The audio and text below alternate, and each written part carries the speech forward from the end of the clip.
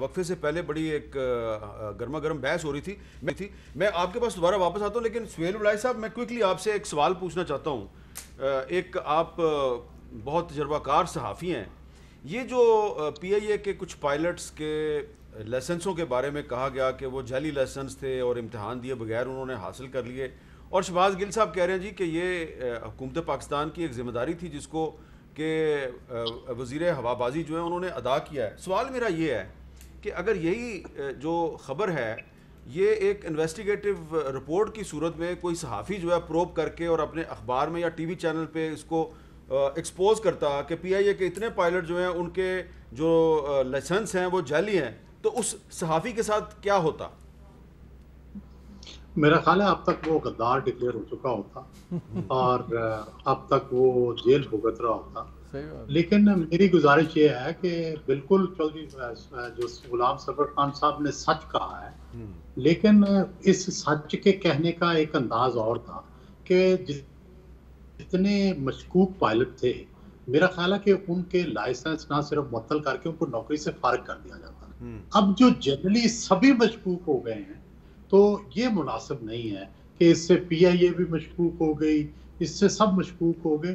یہ رویہ زیادہ مناسب ہوتا کہ وہ جو پرٹیکولرلی جن کے جعلی لائسنس ہیں ان کو ڈسمس کرتے اور ساری دنیا کو بتاتے کہ یہ ماضی میں یہ میل پریکٹس ہوئی ہے، یہ غلط ہوا ہے، ہم ان کو نکال رہے ہیں. تو یہ زیادہ میرا خیال ہے بہتر طریقہ ہو. اچھا، اب ایک سوال ذرا مختلف نوعیت کا ہے. آپ نے کہا جی کہ اگر کسی صحافی نے یہ خبر بریک کی ہوتی تو اب تک اس کو غدار ڈکلیئر کر دیا گیا ہوتا، اور میں آپ سے اتفاق کرتا ہوں. اب میرا سوال آپ سے یہ ہے کہ یہ ہمارا جو معاشرہ ہے اس میں یہ ٹرینڈ کدھر سے آیا ہے کہ جو اختلاف رائے کرے، جس کی بات پسند نہ آئے اس کو غدار کہہ دو، اس پہ کفر کا فتویٰ لگا دو. اچھے بھلے جو مسلمان لوگ ہوتے ہیں ان سے کسی کو اختلاف ہو جائے، ذاتی اختلاف ہو جائے تو فوراً ان کو غیر مسلم بنا دیا جاتا ہے. یہ ٹرینڈ کدھر سے آیا ہے اور یہ ٹرینڈ ہمیں کدھر لے کے جائے گا؟ دیکھیں جی میر صاحب، یہ کفر کے فتوے اور غداری کے جو تانے ہیں نا، یہ شروع ہوئے ہیں مارشل لاؤ سے. میں بڑے افسوس سے یہ کہتا ہوں چونکہ اس میں اظہار رائے کی آزادی ختم ہو جاتی ہے، اختلاف رائے نہیں کرنے دیا جاتا، اور جو اختلاف رائے کرتا ہے کبھی اس کو کوڑے پڑے، کبھی اس کو قید ہوئے، کبھی جلاوطنیاں ہوئی. تو اس وجہ سے یہ ایک روایت بن گئی ہے. ہمیں پتہ ہے کہ سب سے بری دو چیزیں ہیں، غداری اور کفر کا فتویٰ. تو اس لیے جس سے اختلاف کریں یا اس کو غدار قرار دیتے ہیں یا اس کو کافر قرار دے دیتے ہیں. تو لیکن یہ ٹرینڈ ختم ہونا چاہیے. کوئی دنیا کا معاشرہ جس میں ترقی ہوئی ہو اس میں اختلاف رائے کے بغیر ترقی ہو نہیں سکتی. اور جمہوریت تو ہے ہی اختلاف رائے کا حسن. اپوزیشن نہ ہو تو پارلیمنٹ مکمل نہیں ہوتی. اگر الیکشن کے اندر 2 یا 3 یا 4 متحارب گروہ نہ ہو تو الیکشن ٹھیک نہیں ہوتا. تو بنیادی بات یہ ہے کہ جمہوریت کا تو حسن ہی ہے اختلاف رائے. ہم نے جمہوریت تو تھوڑی بہت آدھا تیتر آدھی پٹیل لے لی ہے، لیکن ہم اختلاف رائے برداشت نہیں کرتے. جس دن اختلاف رائے برداشت کریں گے معاشرہ بہت آگے چلا جائے. اب شہباز گل صاحب، ایک آپ کی ٹویٹ آج میں اس کو ذرا پڑھتا ہوں. اس میں آپ نے غدار کا لفظ استعمال نہیں کیا لیکن آپ نے ایک اور خطاب دیا ہے. ہماری اخلاقیات کس حد تک گر گئی ہیں کہ لفافے کہہ رہے ہیں جعلی لائسنس کا معاملہ چھپانا چاہیے تاکہ ایئر لائن کا آپریشن سسپینڈ نہ ہوتا. ماشاءاللہ، مطلب جھوٹ بولو بھلے لوگوں کی جانیں چلی جائیں.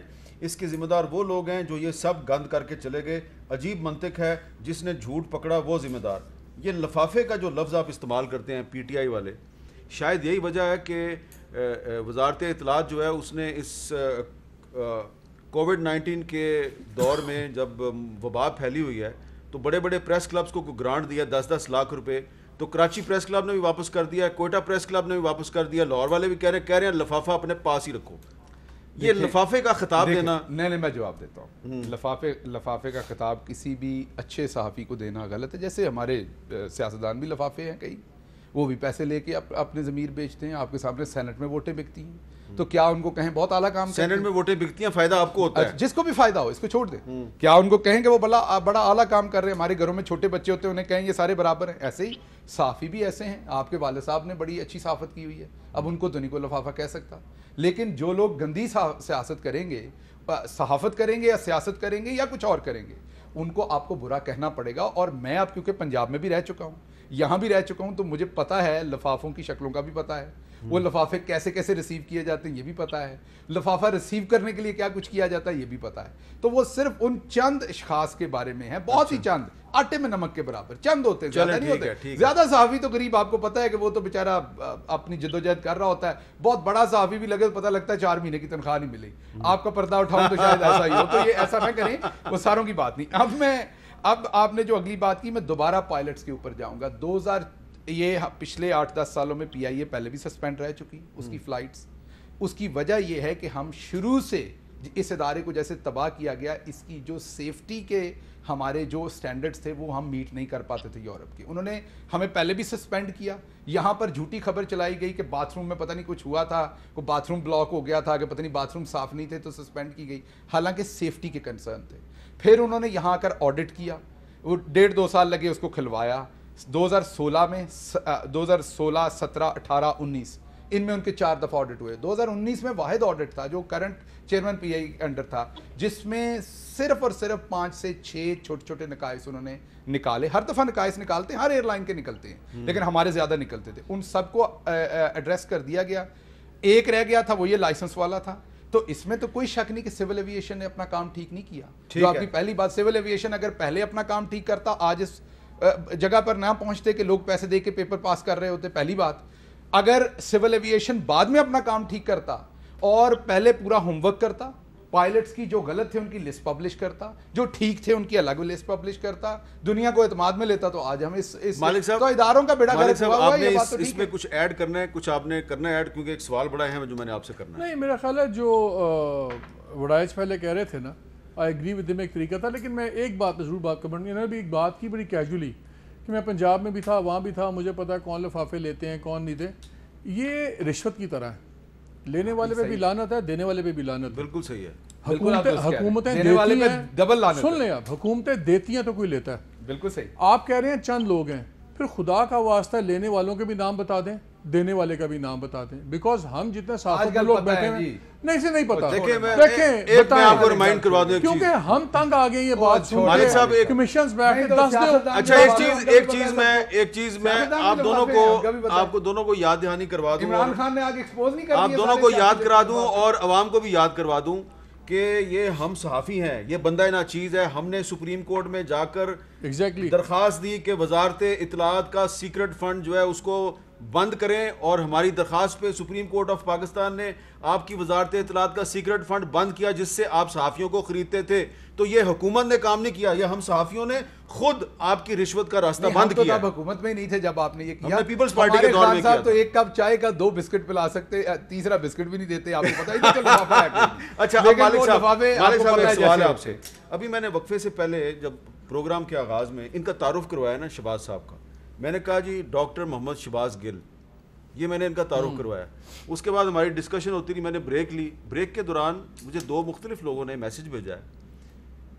مجھے بڑے افسوس کے ساتھ یہ بات کہنی پڑ رہی ہے, لیکن میں چاہتا ہوں کہ, اور ان سے سوال نہیں کر رہا, آپ سے میں اس لیے پوچھ رہا ہوں, پھر بعد میں ان پہ مجھے بہت افسوس ہوا ہے کہ 2 لوگوں نے کیا کہ یہ تو کرسچن ہے, تو آپ نے اس کو محمد شہباز گل کیوں کہا ہے. اب کرسچن ہونا کوئی بری بات تو نہیں ہے, کرسچنز کا تحریک پاکستان میں بڑا کردار رہا ہے.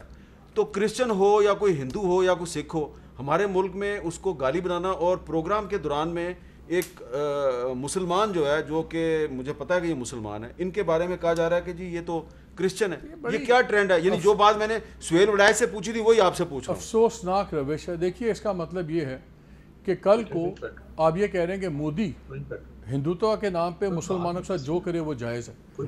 وہ اگر ہمیں کمتر سمجھے مسلمان کو ہندو تو وہ جائز ہے, اس لحاظ سے اگر ہم سمجھے پھر ہم بھی اس سے کیوں, کس بات کا گلا ہے. پھر وہ جو کر سکتا ہے کشمیر میں پھر ٹھیک کر رہا ہے, وہ کہتا ہے تم مسلمان ہو, تم غلط ہو, تم ہمارے سے کمتر ہو. یہ اسی لیے مجھے جو چودھری پرویز لائی کی اسٹیٹمنٹ نے بڑا ڈسٹرب کیا تھا, جب انہوں نے کہا کہ یہ اسلام کی روح کے خلاف ہے. خدا کا واسطہ اسلام کی روح میں مندروں کو تحفظ دینا ہے, ان کو بننے سے گھبرانے کی ضرورت نہیں ہے. ہمیں مذہب کو بڑے دھیان سے کرنا پڑے گا. یہ بڑی جہالت کی نشانی ہے کہ اگر آپ پہ کسی, یہ ہے جس کو سنڈرم کو جلدی کوئکلی جواب دیتا ہوں, دی ادر بولتے ہیں, ادر سنڈرم, کہ جو امیگرینٹس ہماری مجھے نوکری اس لیے نہیں ملی کیونکہ جی باہر سے امیگرینٹس آ گئے انہوں نے لے لی. میں اس لیے برے حالت میں کیونکہ اس نے آ کے میری نوکری لے لی. ہمیں کوئی بہانہ چاہیے کسی کو برائی کرنے کا, مذہب نہیں ہونا چاہیے, اور خدا کا واسطہ ہے ہمارے ملک میں تو بالکل نہ کریں, مذہب کے نام پہ بہت ظلم ہوا ہے. اچھا اب شہباز گل صاحب الحمدللہ آپ مسلمان ہیں, مجھے اللہ پتہ کا ہے, شکر ہے. ٹھیک ہے, جی, اللہ کا لیکن آپ وزیر اعظم پاکستان کے معاون خصوصی ہیں, آپ ان کی ترجمانی کے فرائض سر انجام دیتے ہیں. میں آپ کو یہ نمبر دوں گا جس نمبر سے مجھے یہ میسج آیا ہے. کیا آپ یہ ہمت کریں گے کہ ایف آئی اے کا جو سائبر کرائم ونگ ہے اس کے ذریعے آپ پتہ کریں گے یہ کون لوگ ہیں جو آپ کے خلاف, نہ صرف آپ کے خلاف اس طرح کی بیس لیس پروپیگنڈا پھیلاتے ہیں, اور بھی لوگوں کے بارے میں, ججز کے بارے میں, آرم فورسز کے لوگوں کے بارے میں, صحافیوں کے بارے میں, یہ ٹرینڈ آپ کی گورنمنٹ ختم کیوں نہیں کرتی؟ میں اس میں 2-3 باتیں. پہلی بات تو الحمدللہ میں مسلمان ہوں, اور مذہب ہر بندے کا جو ہے وہ جو بھی کسی کا, جو ہمارے ملک میں عیسائی ہیں ان کا بھی مذہب جو ہے وہ باعث رسپیکٹ ہے ہمارے لیے. کوئی جو بھی مذہب ہے, ہمارے نبی کریم صلی اللہ علیہ وسلم نے ہمیں یہی سکھایا. میرا مذہب اسلام ہے, میں مسلمان ہوں. میں امریکہ میں گیا, ہم نے ایک چرچ کو خریدا اور اس میں مسجد بنائی, اور جو چرچ بیچ رہا تھا وہاں پر امریکہ میں, ان کو پتہ تھا انہوں نے مسجد بنانی, اور آپ کو باقاعدہ جو میئر ہوتا ہے شہر کا اس سے اجازت لینی پڑتی ہے کہ جی یہ ہم یہاں پر جو بھی کوئی مذہبی آپ نے چرچ بنا. وہ ساری بات ٹھیک ہے, لیکن یہ کون لوگ ہیں کبھی پتہ کرنے کی کوشش اس کا بھی چیک کرتے ہیں. میں جب سے پولیٹکس میں آیا ہوں ہر طرح کے گندے الزام میرے پہ لگائے جاتے ہیں.